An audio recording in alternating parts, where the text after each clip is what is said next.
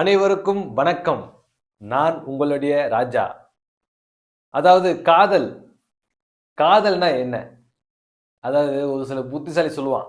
என்னன்னு சொல்லுவான்னா, காதல்னா காமங்க. ஏன் இந்த காதல்னா அழகான பொண்ணு வந்து காதல் வரணுமா? மற்ற சுமாரான பொண்ணுங்களை காதல் வராதா?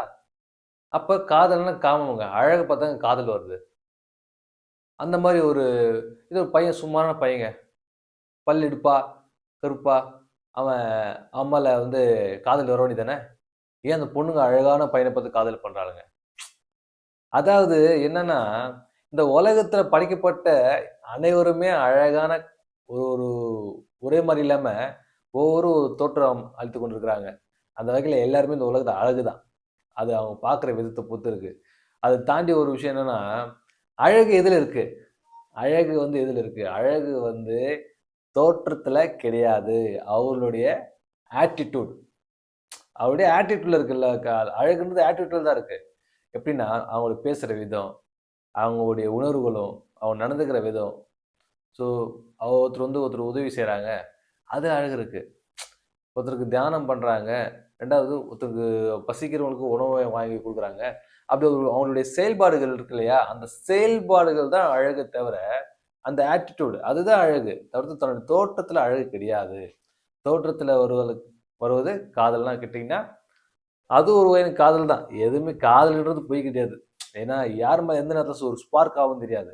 ஒரு ஃபயர் ஆகும். ஸோ, அந்த ஃபயர் எப்ப வேணா ஆகலாம். சரிங்க. இப்ப மேட்டருக்கு வரேன். என்னன்னா, ஒரு சம்பவம் நடந்தது சொல்றேன் உங்களுக்கு. காதல் உண்மையா? பொய்யா? இல்ல காமமா? இல்லன்னா பவர்ஃபுல்லான ஒரு உணர்வுகளா? அப்படி பார்க்கும்போது ஒரு சம்பவங்க. ஒரு ஒரு பையன் இருக்கான். அந்த பையன் பார்த்துன்னு வச்சுக்கங்களேன், அது வந்து அவன் வந்து லவ் வந்து சின்ன வயசுல ஒரு ஒரு ஒன் சைடா லவ் பண்ணி என்ன பண்றான், அவன் வந்து ஒரு ஃபிஷர்மேன் பையன் வச்சுக்கங்களேன். ஒரு ஃபிஷர்மேன் பையன்.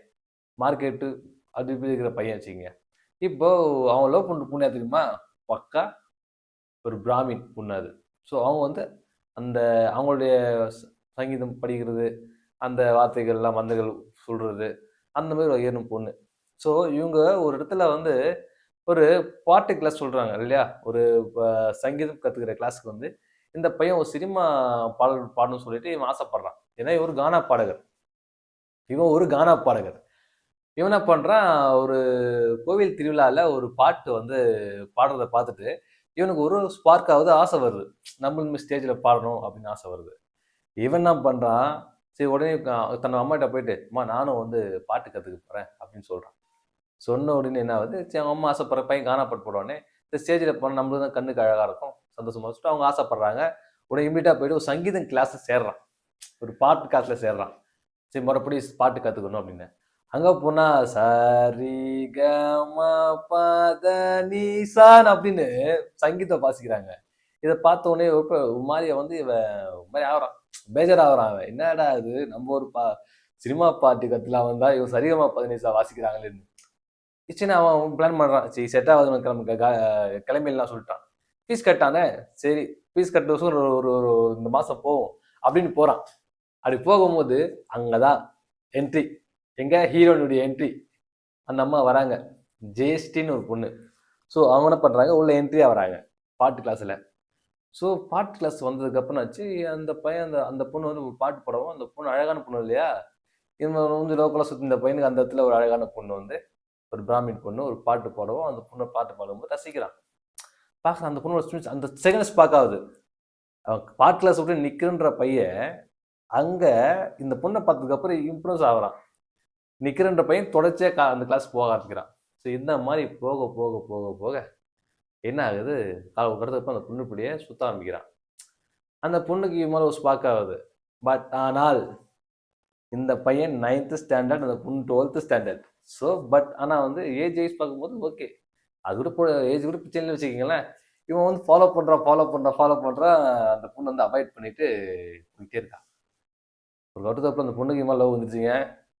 ஆனா இவன் வந்து லூசு தனமா என்ன பண்ணிட்டான், வி ஆர் குட் ஃப்ரெண்ட்ஸ், நம்ம ஃப்ரெண்டா சொல்லி கிளம்பிட்டான். பட் கூட லவ் இருக்கு. பட் ஆனா அந்த திமிரு, ஈகோ, என்ன அலைய விட்டல அந்த மாதிரி. ஸோ உன்னோட பேசி பேசி பேசி பிரிஞ்சுட்டாங்க. லவ் ஒர்க் அவுட் ஆகல. அந்த பொண்ணு இவன் மதிக்கவே இல்லை, கண்டிக்கவே இல்லை. இந்த பொண்ணு அடுத்த லெவல் போயிட்டே இருக்கா. இவன் என்ன பண்ண, அந்த பொண்ணு கூட சுற்றி சுற்றி சுற்றி தன்னுடைய பள்ளி ஸ்கூல் விஷயங்களும் மொத்தத்தையும் இழந்துட்டான். அந்த பொண்ணையை நினைச்சு நினைச்சு ஒன் சைடா திங்க் பண்ணி ஒரு மென்டல் ஸ்டேஜுக்கு போயிட்டான். அப்புறம் அவங்க ஃபேமிலி என்ன பண்ணுது, என்னை கூட்டிட்டு மென்டல் ஹாஸ்பிட்டல், அப்புறம் வந்து கோயிலா கூட்டு சுற்றி அதுக்கப்புறம் மேரேஜ் பண்ணிட்டாங்க. அதுக்கப்புறம் அந்த பையன் வந்து படிப்பு விட்டு நடத்தி விட்டான். சரி, வாட் நெக்ஸ்ட், வாழ்க்கையில் எதை நம்ம தேர்ந்தெடுத்துருவோம், ஒன்று அரசியல், ஒன்று சினிமா, இதுதான் படிப்பு தேவைடா சொல்லிட்டு அந்த பையன் சினிமாவை தேர்ந்தெடுத்து அப்படியே சினிமா நோக்கி பயணம் பண்ண ஆரம்பிச்சான் தான். நீ ஒரு பக்கம் வந்து ஒரு பக்கம் போயிட்டு இருக்கான். ஸோ இது ஏன் சொல்ல வந்துன்னா, இது பார்த்துங்க, ஒரு ஒன் சைடு லவ். ஏன்னா கொட்டும் மழை, ஜோரம் மழை பெய்யுது. இன்னைக்கு அந்த பாட்டு கிளாஸ் லீவுன்னு சொல்லிட்டான்னு வச்சுக்கல, அந்த கிளாஸ் லீவுன்னு தெரிஞ்சு இன்றைக்கு அவள் வந்துட மாட்டாளா, இன்னைக்கு அவளை பார்த்துட மாட்டோமா, ஏன்னா வாரத்தில் 2 நாள் தான் அவளை பார்க்க முடியும் கிளாஸ்ல சொல்லிட்டு அந்த குரூப்ல மெசேஜ் வந்திருக்கும். என்ன வந்திருக்கும், இன்னைக்கு பாட்டு கிளாஸ் லீவு அப்படின்னு வந்திருக்கும். ஆனா என்ன பண்ணுவான், லீவு தெரிஞ்சு கூட அவன் கிளம்பி அப்படியே கொட்டுற மழையில போய் அந்த கோயில் மழையில நின்று நினைஞ்சிட்டு இருக்கான். அந்த பெயின், அந்த அந்த காதல் பெயின். பட் நான் அந்த பொண்ணு மேல காமம் வந்தா கேட்டா இல்லை, காமம் இல்லை, காமம் வராது. ஏன்னா அவன் வந்து லவ் பண்ணது எப்படி லவ் பண்ணான்னு அவனுக்கு தெரியாது. So spark. பட் அந்த மாதிரி காமத்தில் லவ் இல்லை, சின்ன ஸ்பார்க்கு. அந்த மாதிரி கொட்டுற மழையில போய் நிற்கணும் அவசியம் கிடையாது.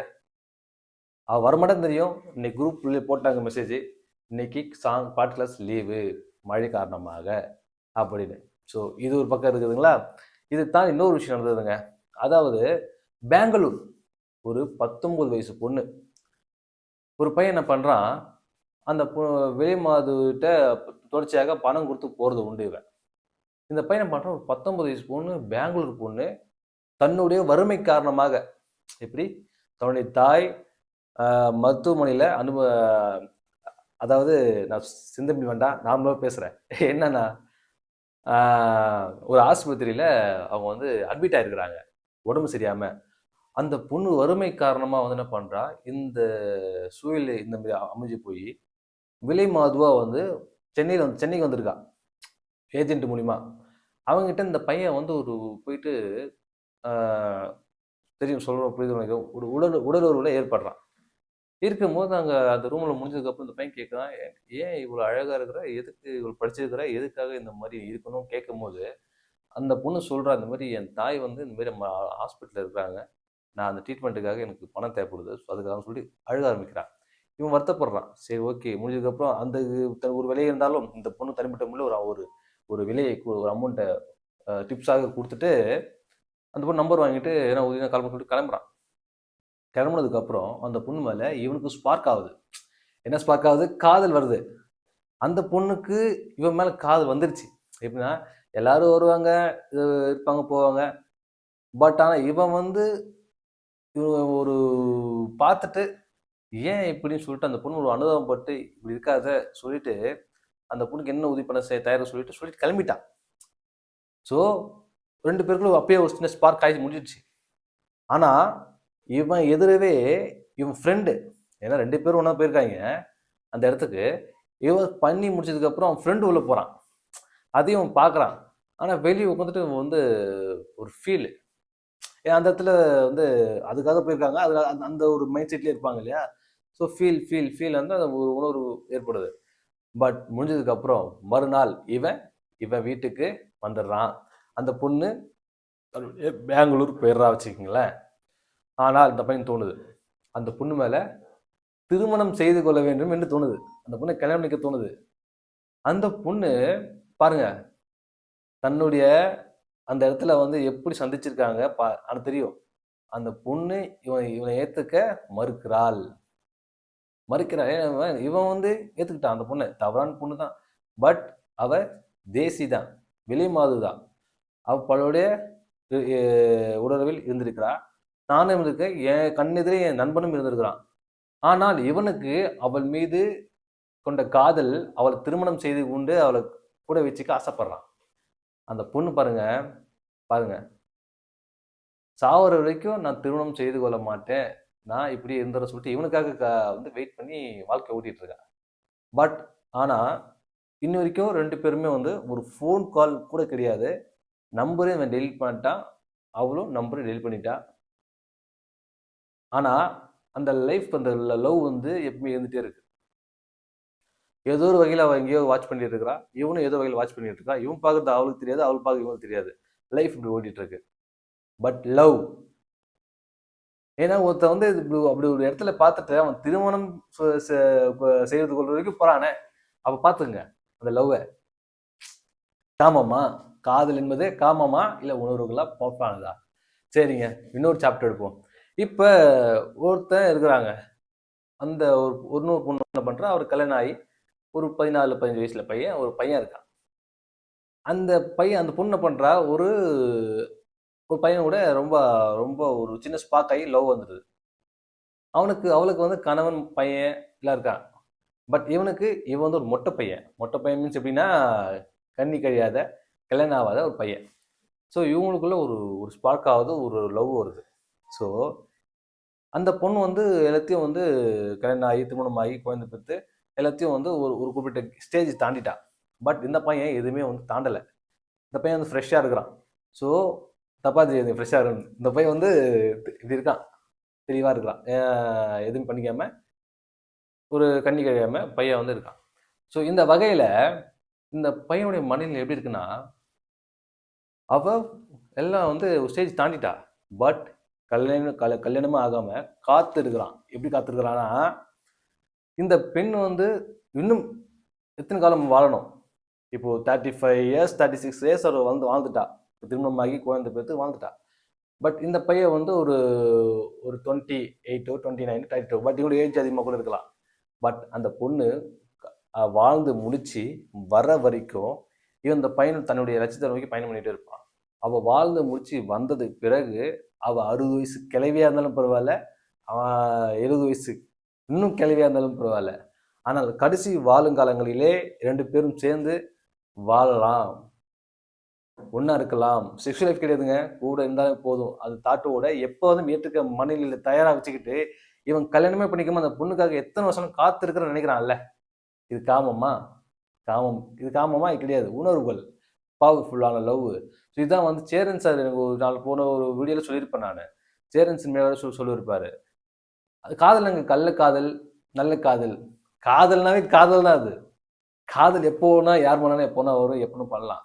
அதனால காதல் என்பது காமம் கிடையாது. காதல் என்பது பல கோணத்துல பல வகையான தோரணைகள் கொண்டு அது பிரதிபலித்து கொண்டேதான் இருக்கும் மக்கள் மத்தியில.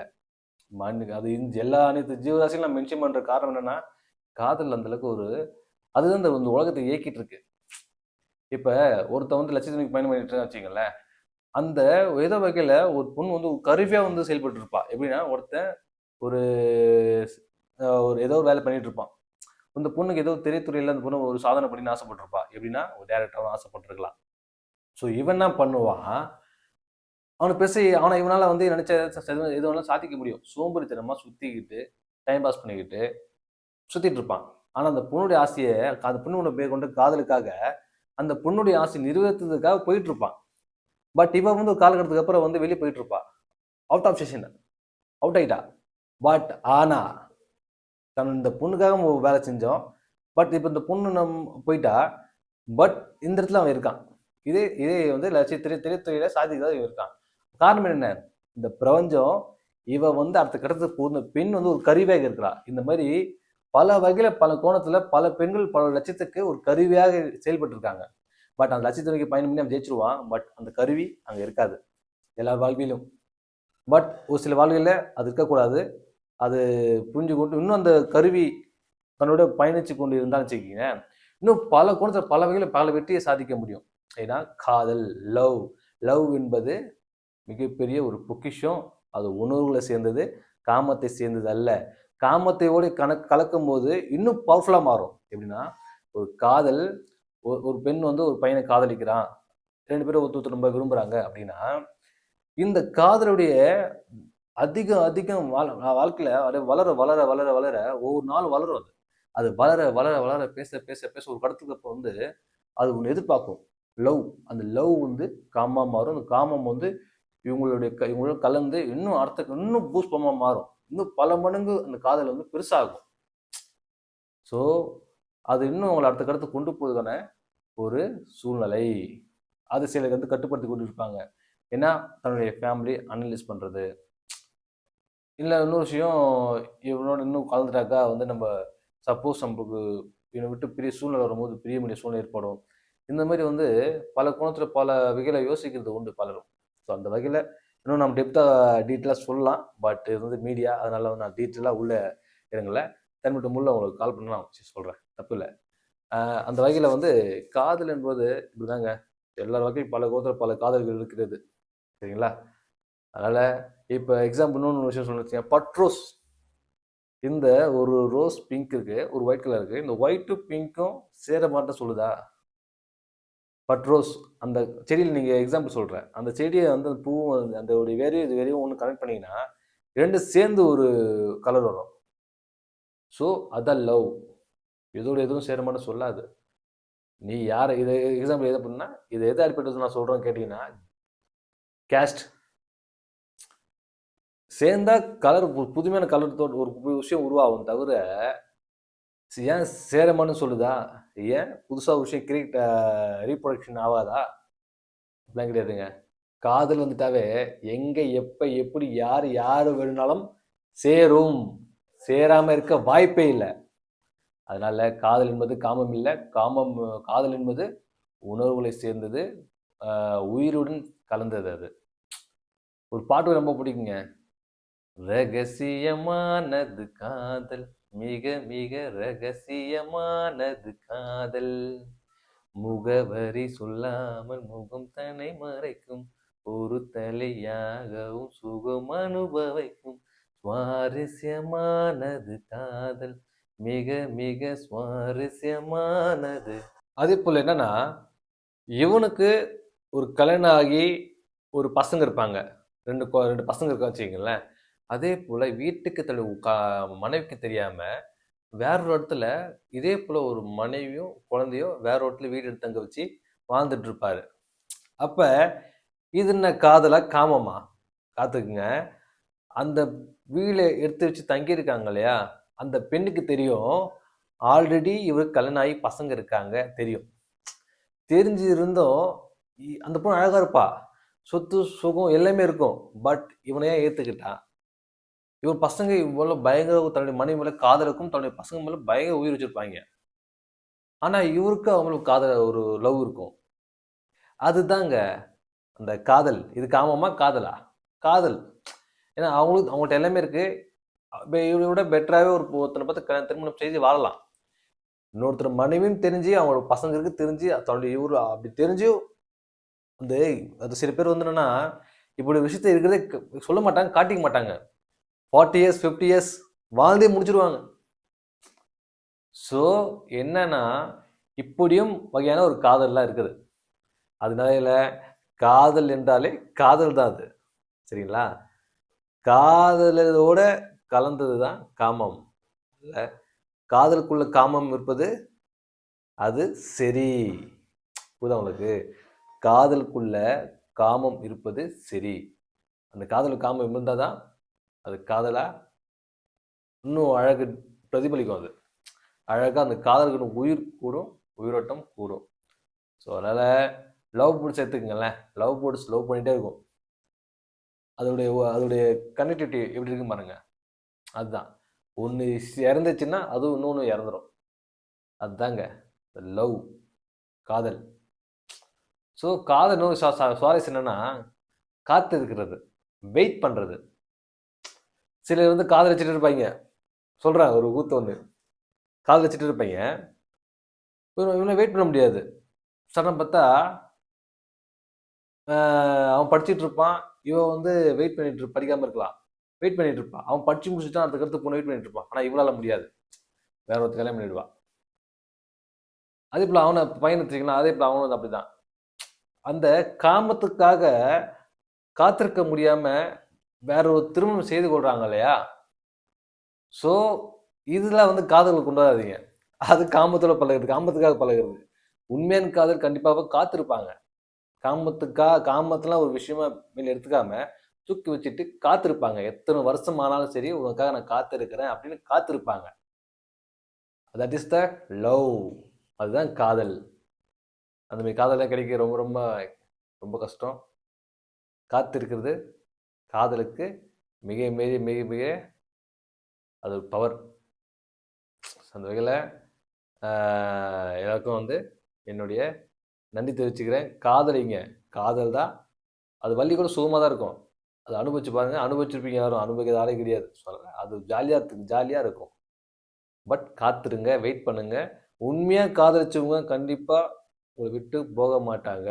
நிச்சயமாக திரும்ப வருவாங்க. எனக்கெல்லாம் 1 மாதம் ஆச்சு, 2 மாதம் ஆச்சு, 3 மாதம் ஆச்சு, 6 மாதத்தில் 1 வருஷம் ஆகட்டும், 10 வருஷம், 20 வருஷம் ஆகட்டுங்க, கண்டிப்பாக அவங்க அனலைஸ் பண்ணிட்டு இருக்காங்க. திரும்ப பிளான் பண்ணி அனலைஸ் பண்ணி சரியான முடிவு எடுத்துட்டு கண்டிப்பாக வருவாங்க. உண்மையான காதல் ஜெயிக்கும். கண்டிப்பாக விட்டு போக மாட்டாங்க. தெரியும்ல, அவங்க எதோ இல்லை வாட்ச் பண்ணிட்டு இருப்பாங்க. கண்டிப்பாக தேடி வருவாங்க. அந்த நம்பிக்கையோட நம்ம ட்ராவல் பண்ணிகிட்டே இருக்கணும். சரிங்களா? ஆனால் அவங்க சொன்னேன் இல்லையா, இந்த மாதிரி 10 வருஷம் ஆனாலும் 20 வருஷம் ஆனாலும் தேடி வருவாங்கன்னு. ஆனால் அவங்க எத்தனை சில நினைப்பாங்க, என்னப்பா வாழ்ந்தே லைஃபை முடிஞ்சிருமே. அப்படி கிடையாதுங்க. அவங்க கிளவியாக ஆகி வந்தாலும் ஏற்றுக்கொள்ளும் மனநிலை உனக்கு இருந்துச்சுன்னா அதுதான் லவ். உண்மையான லவ் எந்த முதுமை ஒரு காரணம் போரிட்டு இல்லை, வயது ஒரு காரணம் கிடையாது. எப்போ வந்தாலும் அந்த ஏற்றுக்கொள்ளக்கூடிய பக்குவம் நிலையும் பட் அந்த ஏற்றுக்கொள்வாங்க. ஏன்னா அதுதான் காதல். இப்போ என்ன எடுத்துக்கங்களேன், ஒரு பெண்ணை காதலிக்கிறேன்னா அந்த பெண் வந்து இப்போ இல்லை காத்திருக்கிறேன், இந்த வருஷம் இன்னும் கிளவியாகி வர வரைக்கும் நான் காத்திருப்பேன். நான் எப்போ வந்து அது நான் வந்து ஏற்றுப்பேன். ஸோ அதுதான் விஷயம், அதுதான் அந்த லவ். புரியுதா உங்களுக்கு? அந்த வகையில் இப்போ ஒரு குந்தவி ஒரு பொண்ணுச்சிங்களா, அந்த குந்தவிக்காக நான் காத்துட்ருக்கேன். ஸோ அந்த குந்தவி வந்து என்னென்னா ஒரு ஃபேமிலியோட வாழ்ந்துட்டுருக்காங்க. பட் இப்போ என்னோடய மனைவி என்னென்னா, இப்போது அந்த பழன ஒரு சின்ன சின்ன நினைவுகளும் அது ரொம்ப சுவாரஸ்யமாக இருக்குது. பட் நான் மெச்சூரான மிட்டாய் காதலாம் பிரச்சனை கிடையாது. இப்போ நான் மெச்சூரான நேரத்தில் வந்த காதுனால நான் அவங்களுக்காக நான் காத்துக்கிறேன், வெயிட் பண்ணுறேன். ஸோ அவங்க ஒரு ஸ்டேஜ் ஆஃப் வாழ்க்கையை வாழ்ந்துட்டாங்க. அவங்க நல்லா வாழ்ந்து முடிஞ்சதுக்கப்புறம் அவங்களுக்கு இன்னொரு 20 இயர்ஸ் 30 இயர்ஸ் 40 இயர்ஸ் அவங்க வாழ்ந்து முடிஞ்சதுக்கப்புறம் திரும்ப வந்தாங்கன்னா நான் கண்டிப்பாக ஏற்றுப்பேன். பட் இட்ஸ் நாட் எ 6 லைஃப்பில் கூட இருந்தாலே போதும், பார்த்துக்கிட்டே வாழ்ந்து மறையலாம் அப்படின்னு வந்து ஒரு காதல். ஸோ இந்த தாங்க காதல். இது காதல் காமமா? இல்லை, காதல். ஸோ அந்த வகையில் எல்லாருக்குள்ளேயும் இந்த மாதிரி வகையான காதல் இருக்கும், பல கோணத்தில் இருக்கும். காத்து இருக்கிறதும் அருமையான விஷயம். ஸோ அது ஒரு வகையான ஃபீல். சரி, அனைவருக்கும் நன்றி, வணக்கம்.